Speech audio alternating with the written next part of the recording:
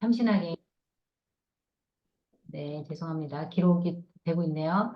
예, 아, 네, 문제에 대해서 잘 네, 돋보이고 참신한 점이 예, 좋습니다.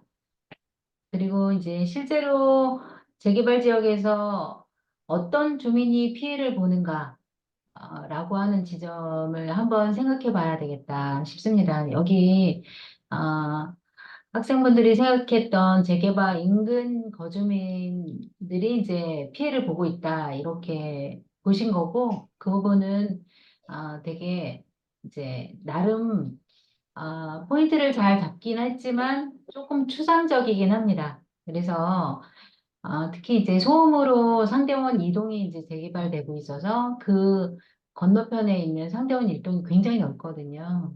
굉장히 넓어서 어느 지역이 피해를 보고 있고, 그리고 그 중에서도 피해로부터 당당하게 자기 목소리를 내지 못하시는 분들이 계시잖아요. 그런 분들이 어떤 분인지를 조금 생각해 보면 좋겠다 싶습니다. 그래서 그런 부분도 생각을 했던 점이 좋은 것 같고요. 그리고 목표 부분에서 이제 목표를 이제 양적 목표, 질적 목표 이렇게 수치하지 못하는 목표가 이제 질적 목표잖아요. 근데 양적 목표는 어떻게 수치화할 거냐라고 했을 때 그 부분에 대해서 수치화하는 내용에 대해서 뭐라고 설명을 하셨냐면 수치화를 전후로 소음 전후를 확인하고 스트레스 적도로 전후를 확인하겠다 이렇게 하셨습니다. 그래서 이 부분도 사실은 어느 정도 소음이 피해를 높아야 피해를 보고 있는지가 사실 불분명해 보입니다. 이런 사례가 워낙 많아요. 또 소음에 관한 부분은 제가 살고 있는 아파트도 도로랑 인근에 근접해 있어가지고 밤중에 이제 오토바이나 차량 소음 때문에 굉장히 좀 시달리고 있는데 계속 민원 제기를 하는데도 불구하고 기준치가 미달해서 어, 어쨌든 전혀 이제 도움을 못 받고 있는 상황이거든요. 그래서 그런 지점에 있어서 어느 정도가 소음이 이제 피해를 이제 보고 있는 수준이냐라는 것도 사실은 나름 이제 객관적인 지표들이 있어요. 그 부분도 체크해서 좀 확인해 보시면 더 좋지 않았을까 싶습니다. 스트레스 지수도 마찬가지인 것 같아요. 그리고 사업 내용에서 보시면 제가 어쨌든 그 마스크를 다시 이제 숨어져 있는 마스크를 꺼내서 활용해 보겠다라고 하는 것도 굉장히 좋았던 것 같고요. 어, 그렇게 해서 주변하고 관계를 통해 가지고 그 네트워크를 짜겠다라고 하는 부분도 나름 예, 좋은 내용인 것 같습니다. 하지만 사업 내용에 있어서는 어, 이제 방음 커튼 설치하고 그다음에 물품 배포에만 좀 집중이 돼 있어서 그런 설치하고 물품 배포를 하고 나서 그다음에 후속 작업을 어떻게 할 건지 연결은 어떻게 만들 건지에 대한 내용이 좀 포함이 되었으면 좋았겠다 싶고요. 그런 부분이 지금 핵심 참여자와 주변 참여자 부분을 조금 나눠서 보시면 피해를 보시고 계신 분들이 핵심 참여자 분들이고 그 부분을 돕겠다고 하시는 분들이 주변 참여자이시잖아요. 그러면 주변 참여자가 보다 명확한 역할을 조금 해주면 하시면서도 활동에 대한 자기 만족이나 이런 것이 조금 더 있지 않을까 싶어요. 지금 처음에 주변 참여자가 캠페인 나가가지고 물품 배달 나눠주고 뭐 이런 활동으로 되어 있거든요. 근데 그런 부분을 조금 더 확대하면 좋지 않았을까 싶습니다. 그리고 마지막에 드리고 싶은 말씀은 이 사업을 통한 그 영향력이라고 하는 거, 지역사회에 알리고 싶은 이야기가 무엇이냐라고 하는 내용들이 이제 중요한 것 같아요. 어떤 사업이든 마찬가지로 사업을 하고 나면 그 사업이 이후에 한 단위 사업으로 해서 사업이 끝났다고 해서 그 사업이 완벽하진 않잖아요. 아무리 설계를 잘해도 완벽한 사업은 없습니다. 이렇게 전후 순서가 다 있고 그 하나의 사업을 통해 가지고 미진한 내용이 이제 다음 사업에 녹여 들어가야 되고 이렇게 순서가 있는데요. 그런 순서에 따라서 우리가 지역사회에 이 사업을 통한 성과는 이런 거고 미진한 점은 이렇기 때문에 다음 사업은 이런 점을 보강해서 하면 좋겠다라고 하는 내용들이 이제 사업 계획에 포함이 되는데요. 여기에서는 지역사회에 알리고 싶은 이야기가 뭐냐 이렇게 물어봤어요. 그런 부분에 있어서 알리고 싶은 이야기가 사실은 되게 모호하다. 여기 보면 상대원 이동 재개발로 인한 철거 작업에 있습니다. 이로 인한 작업 먼지, 소음, 공사 자재 운반으로 인한 교통 문제 역시 부각될 것으로 우려됩니다. 라고 쓰셨어요. 이 사업에 대한 알고 싶은 이야기랑은 맥이 좀 닿지 않거든요. 이 사업을 통해서 우리는 소음 관련된 사업을 했고, 그래서 사람들이 많이 스트레스가 줄었다. 그리고 실제로 지역사회 환경에 좀 이렇게 피하지 못하는 사람들 있잖아요. 어쩔 수 없이 그 주변에 살아야 되는 사람들.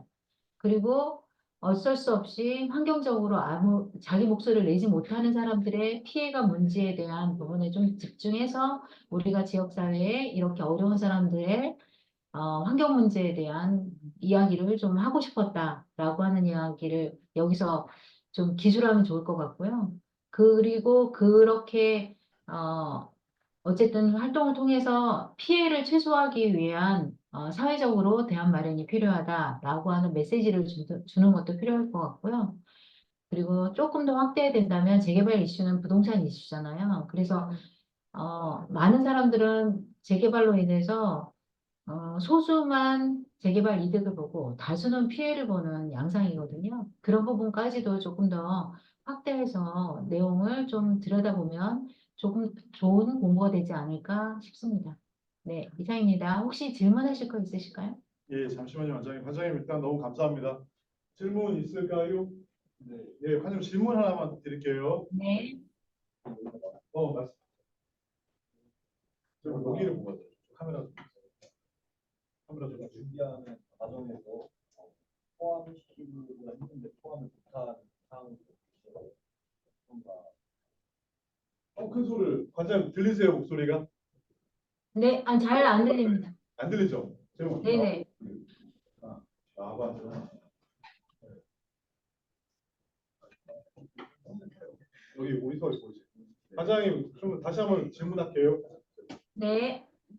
저희가 공사장을 주제로 잡아가지고 진행을 했는데 공사 현장 같은 경우에는 소음도 문제가 되지만 비상구라고 하는 먼지 자체도 문제가 돼가지고 호흡기에 치명적인 걸로 알고 있는데 이러한 점들을 개선하기 위해서 공기청정기를 통한 가구당 공기청정기를 대여한다거나 혹시 뭐 다른 방식들을 통해 가지고 공기청정기를 통한 사업을 진행하고자 했는데 혹시 네. 이러할 경우에는 복지관에서 진행하면 어느 정도 역량을 갖고 진행을 규모를 어느 정도로 잡고 진행을 할 수가 있을지에 대해서 네네. 그래서 그거 질문드리고 싶고 한 가지 더 질문을 드리자면은 홍보 캠페인을 통해서 핵심 참여자를 모아서 그다음 사업을 진행을 하는 거였는데 홍보 캠페인을 진행을 할 때 저희가 지하철역 인근에서 출퇴근 시간을 통해서 이동인구가 많은 점을 이용해서 진행을 하려고 했는데 사실 그런 점을 봤을 때 출퇴근 시간을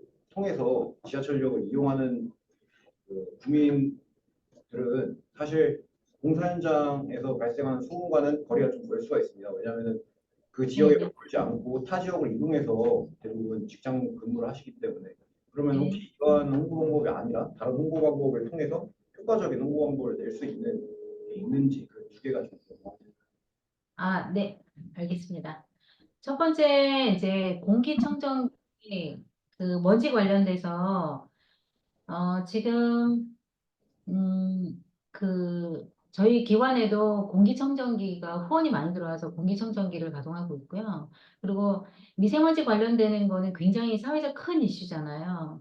특히 이제 저소득의 환경이 열악하신 환경에서 사시는 분들 같은 경우 조금 더 필요하거든요. 근데 그 부분까지 조금 더 생각해 보신 점이 좋을 것 같고 필요도 많다고 생각이 듭니다. 그런데 이제 뭐가 문제가 되냐면 공기청정기는 사후 관리가 필요하잖아요. 필터를 계속 교체해 줘야 되고 제대로 쓰시는지를 확인해 줘야 되고, 그 부분은 어떻게 할 건지를 같이 포함하면 내용이 좀 담기지 않을까 싶습니다. 네. 네. 그 다음에 홍보 관련돼서는 말씀하신 지점은 굉장히 좋습니다. 출퇴근 시간에 가시는 분들은, 다른 지역으로 가시는 분들은 사실은 지역의 그런 어려움이나 이런 부분을 잘 모르시고 관심도 적으실 수밖에 없거든요. 그래서 그 지역에 계속 상주하시는 분들에 대한 관심을 조금 높이는 방법에 대한 고민은 예, 좋은 아이디어신 것 같고 깊이 생각해 보신 것 같아서 너무 좋습니다. 아, 실제로 저희도 복지관에서 활동이 출퇴근을 하시고 여기가 잠만 주무시는 분들을 위한 활동을 하기는 어렵거든요. 그래서 대체적으로 저희 같은 경우는 가가호 방문해가지고 이렇게 뭐라 그러지? 전단지 작업이 생각보다 효과가 좋습니다. 가가호 방문해가지고 활동에 대한 내용들을 설명해 드리고 이런 부분들을 알려드리는 것도 되게 좋고요. 그리고 또 이제 지역마다 지역에 단체가 있습니다. 주민자치위원회를 포함해서 통장님들, 그 다음에 새마을 분여회라든가 뭐 이런 굉장히 단체가 많고 그런 단체는 지역 기반 활동을 하거든요. 그게 이제 동주민센터 홈페이지 사이트에 가시면 지역에 봉사하는 단체라고 있습니다. 굉장히 많은 단체가 있고 많은 사람들이 거기 참여를 하고 있거든요. 그분들의 도움을 받아서 지역 활동을 해가면 네, 나름 지역에 필요한 부분들을 에 대한 정보도 얻고 같이 협력해서 일을 만들어갈 수 있을 것 같습니다. 예, 답이 되셨을까요? 됐습니다.